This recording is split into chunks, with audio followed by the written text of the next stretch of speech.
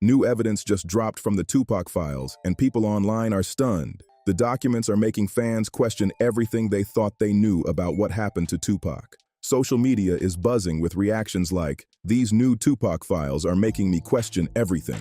He was conscious on the way to the hospital. He was conscious on the way to the hospital. He was conscious in the ambulance. He was conscious after they did the surgery. What was the last thing that he said to you? But what really has people talking is the claim that there may have been warning signs before the attack. Some are even asking why there are hints suggesting Snoop might have known Tupac was being targeted. Then there's the wild talk around Suge Knight. Some people believe Suge didn't want Tupac leaving the label because Tupac was one of the biggest stars bringing in money.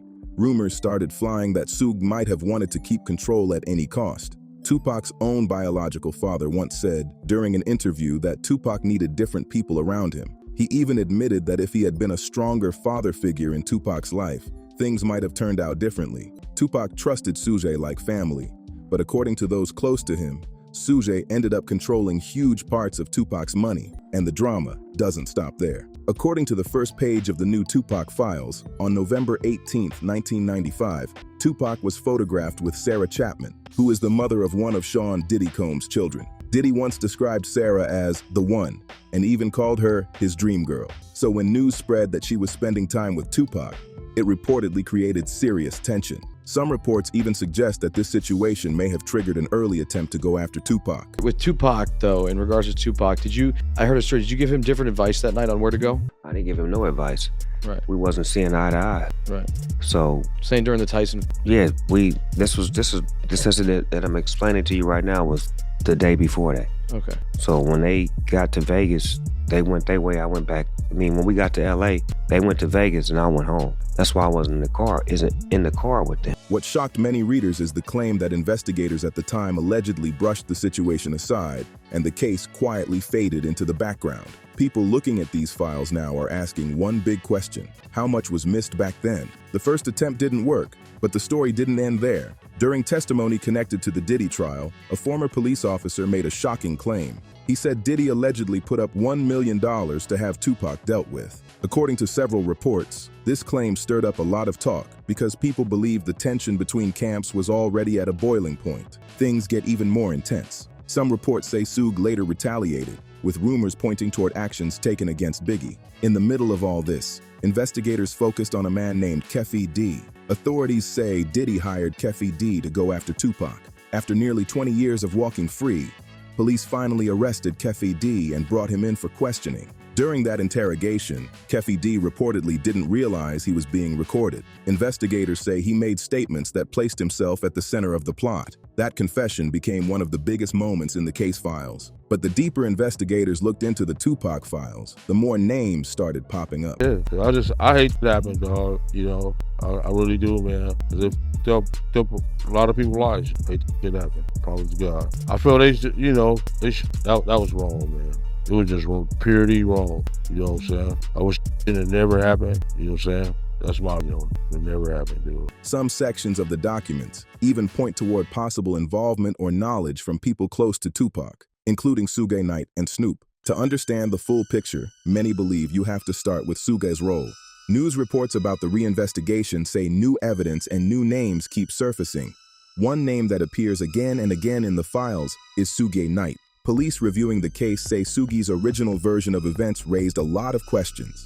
One major mystery investigators highlighted was this: why was there no hired security protecting Tupac that night? On top of everything else, Suge Knight later made a statement about the night Tupac passed that raised a lot of eyebrows. Suge said, when I left that hospital, me and Tupac was laughing and joking. I don't see how somebody can turn from doing well to doing bad. At first, that sounds like a normal memory from someone who was there.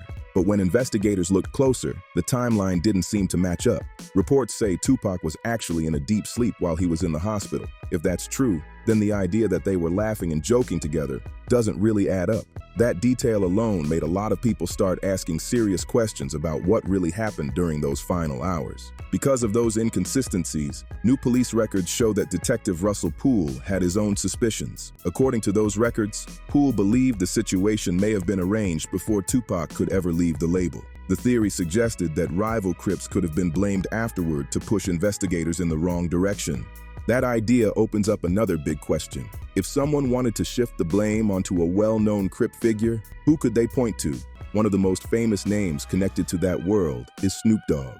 And strangely enough, Snoop later revealed something surprising during an interview. Snoop explained that he was originally supposed to be riding in the BMW with Tupac the night everything happened. I believe so. I do believe so. I have proved things that I could say that will back up my claim, but this is not for the world to know about. You know what I mean? It's between me and him, and only he knows. So every time he say it didn't happen, that's the only thing that makes this become an issue to everybody. I was acting. Who gets shot 5 times and acts? Oh, I didn't get shot 5 times and I only got shot once because they found the book. The police found it, but now they the cops. Now they doing detective work. He said he was meant to be there, but the plan suddenly changed at the last minute, so he didn't go. According to reports, that shift might have come after a heated argument between Snoop, Tupac, and Suge just a few days earlier. The idea that someone may have been framed spread so fast that it sparked viral reactions online.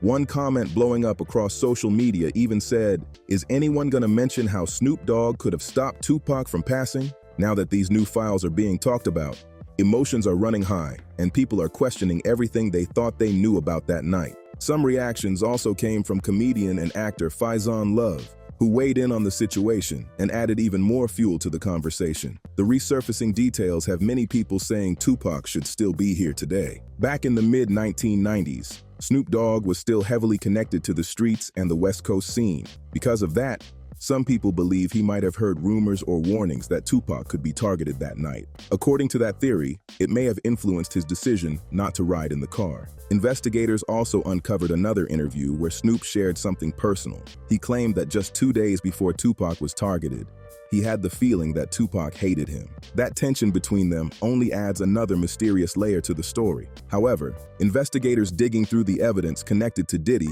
uncovered details that made people rethink the entire situation. Some fans even reacted online with bold claims, saying Diddy wanted Tupac out of the way because he wanted to reach the same level of fame and influence Tupac had. Now, it was this documentary that claimed, which we know wasn't true. Yeah, check this out. We don't talk about things that are nonsense. We don't even entertain nonsense, my brother. So we're not even going to go there, with all due respect, but I appreciate you as a journalist asking. Thank you. Because you, listen, 7 years ago, I'd have been like, yo, did you hire somebody? But no, you do it like a journalist. Yeah, no, I mean, we wouldn't even get into nonsense like that. You know what I'm saying? It's nonsense. Which we never believed, by the way. Yeah, thank you. Investigators began examining what they believed could have been Diddy's possible motive. The conversation picked up even more when a viral tweet started spreading that said, 50 Cent says it's not over. The post claimed there was still unreleased footage connected to Diddy that never made it into the Netflix documentary. According to the tweet, more clips could be dropping on YouTube, including material about how Diddy later started a family with Tupac's former girlfriend. That part of the story caught a lot of attention. Diddy has a daughter, Chance Combs, with Sarah Chapman, born in 2006. Sarah Chapman is the same woman who was reportedly dating Tupac back in 1995. After old photos of Tupac and Sarah from the 90s started circulating again, the topic quickly went public. Eventually, Diddy was asked directly about the situation during an interview, which only pushed the conversation even further. During one tense interview moment, Diddy was confronted with a blunt question about the long-running rumors. The interviewer even said, "Because you listen, 7 years ago, I'd have been like, yo, did you have somebody? Fuck. But no, you do it like a journalist." That moment showed just how serious the conversation around Tupac's passing has become over the years. Things became even more intense during the Diddy trial when questions started coming up about his alleged connection to the case. Reports revealed that Diddy's name appeared 77 times in a new legal filing, which immediately caught the attention of people following the investigation. I'm going to disclose the facts as they are. I mean, whether they're dead or alive, I'm going to tell the same story because that's my job, is to get to the truth of the matter. According to Keffi D, who prosecutors say was the hired gunman in the case, the entire situation happened because Diddy allegedly wanted it done. In statements connected to the case, Keffi D claimed the job ended up being easier than expected. Those claims alone shook the courtroom and sent shockwaves through fans watching the case unfold. Another detail that surprised many people came from someone who worked closely on Tupac's biography. That source claimed Tupac wasn't deeply involved in street activity and reportedly didn't have much experience defending himself or handling a firearm. But the most chilling moment came when physical evidence and testimony were discussed during the trial. Keffi D described how Tupac was taken out on September 7, 1996, claiming it happened after a request from Diddy. The courtroom reportedly went silent as those details were laid out. On September 7, 1996, Tupac was in Las Vegas with the head of his record label, Suge Knight. Last time me and Tupac was on the same page, and I did an interview with Angie Martinez, and she asked me how did I feel about Puffy and Biggie, and I told her that I liked their music and I want to do music with them. Bro didn't like that, Tupac didn't like that, so we had a misunderstanding. So on the flight back to LA. That night they went to the MGM Grand to watch a massive Mike Tyson fight. The energy inside the building was wild, and after the match ended, things suddenly took a turn. In the lobby, Tupac got into a heated altercation with a man known as Baby Lane, who was reported to be connected to a Crip set. The situation escalated fast. Tupac, Suge Knight, and others around them rushed in as the confrontation turned into a chaotic brawl right there in the lobby. Security quickly stepped in and broke everything up before it got even worse. After the fight, Tupac and Suge went back to their hotel to change clothes before heading out again. The plan was simple: hit a club and keep the night going. But around 11 p.m., while they were driving through Las Vegas on the way to the club, something shocking happened in the street that would change everything. For years, the case remained unsolved and filled with questions. But later on, investigators started paying attention to a revealing interview Keffy D gave on DJ Vlad's show. During that interview, he began describing the exact moment they spotted Tupac and pulled their car up next to him. A moment that would become one of the most talked about details in the entire case. He also claimed that everything happened in seconds. According to Keffy D, Tupac suddenly started reaching for a firearm right before the attack happened. Keffy D said that moment made the situation move fast, and then the shooting followed. However, investigators have never officially confirmed that version of events. I didn't feel comfortable around them for what they had did, as far as I didn't let my security ride with me. So to protect myself and to, prevent from happening, I slept under a blanket with the knife and the fork just in case something was to go wrong, but it didn't. That claim led some people to believe Tupac might have sensed danger in those final moments. If true, it would mean he realized something was about to go down right before it happened. Even more surprising, pieces of footage from Keffy D's police interrogation were later discussed during interviews. Parts of that interrogation had reportedly never been seen publicly before, and investigators paid close attention to every detail while reviewing the case. Police also examined Keffy D's reaction after news broke that Tupac had passed. According to reports, his response during questioning seemed to reveal what he truly felt about the situation, which raised even more eyebrows among investigators. But this is where the files start getting really strange. The gaps and unanswered questions in the timeline have pushed some people online to believe something even bigger could be hiding behind the story. Because Snoop could have stopped that whole thing. Because like I said, Snoop was a Crip, offended some Crips, doing some gangs, some dumb, really. It was set off a whole chain of events. In LA don't get mad, they get even. So one former officer even claimed in an interview that Tupac might have been used by the music industry as a way to calm tensions between rival street groups. That theory alone has people debating like crazy. Some people believe the original plan didn't go the way it was supposed to. Tupac passed, and the world believed the story was over. But over the years, fans and researchers have collected files, clips, and strange moments that made some wonder if Tupac might still be out there somewhere. One theory floating around online claims that if Tupac really was being used by powerful figures in the music world, they might have pulled him out once things got too dangerous. According to that idea, the situation in the streets may have become so serious that someone decided to remove him from the spotlight completely to protect his life. That theory picked up major attention after an interview from 2010 involving Tupac's old friend Tretch from Naughty by Nature. Remember, this interview happened 14 years after Tupac was reported to have passed. During the conversation, the interviewer pointed the camera down and casually asked Tretch when the last time was that he saw Tupac. Instead of acting confused or questioning the strange question, Tretch calmly responded that he had seen Tupac in Cuba. That answer instantly caught people's attention and sparked a wave of speculation online. Then things got even stranger. You want a real Pac story? That's my Pac story. Pac would be alive today if he had stayed allies with Snoop and not crossed Snoop.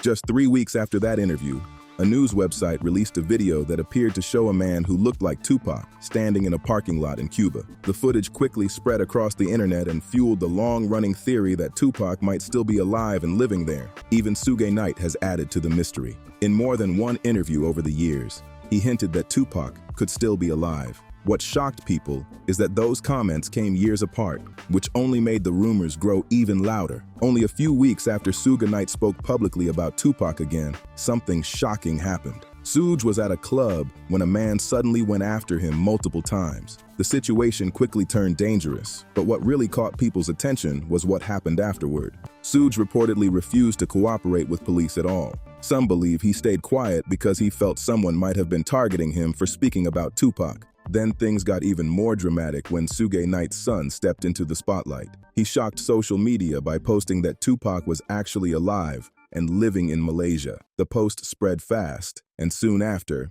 he shared screenshots of text messages that supposedly warned him, saying, "You said too much time for you to go." Instead of backing down, Suge's son reacted with anger and doubled down on the claim. He even posted photos that appeared to show Tupac alongside modern-day celebrities like 50 Cent and Beyonce. In the caption he wrote, "He never left us. They'll be after me soon." Some people online dismissed the posts as a stunt meant to grab attention, but others weren't so quick to laugh it off. They pointed out that Suge Knight was one of the closest people to Tupac during his life, which makes every claim tied to that circle feel a little more mysterious. Now the big question is still hanging in the air. What really happened to Tupac?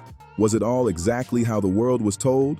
Or is there still more to the story waiting to come out? If you found this story interesting, make sure to like the video, subscribe to the channel, share it with someone who loves hip-hop history, and drop your thoughts in the comments below. Do you think Tupac could still be alive? Or is it all just wild rumors? Let's talk about it.